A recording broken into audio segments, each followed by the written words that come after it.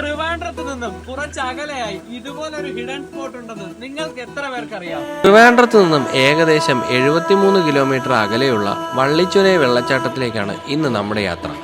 നമ്മുടെ തമിഴ്നാട്ടിലെ കുമാരകോവിലാണ് ഈ ഒരു വെള്ളച്ചാട്ടം സ്ഥിതി ചെയ്യുന്നത്.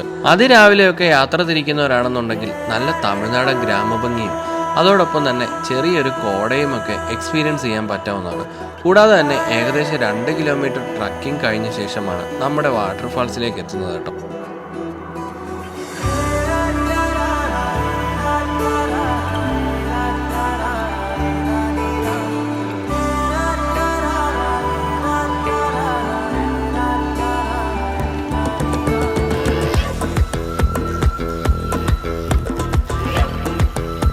അപ്പോൾ വീഡിയോ ഇഷ്ടപ്പെട്ടെങ്കിൽ സപ്പോർട്ട് ചെയ്യാൻ മറക്കരുത്. അതോടൊപ്പം തന്നെ പുതിയ വീഡിയോസിനായിട്ട് നമ്മുടെ പേജ് ഒന്ന് ഫോളോ ചെയ്യാം.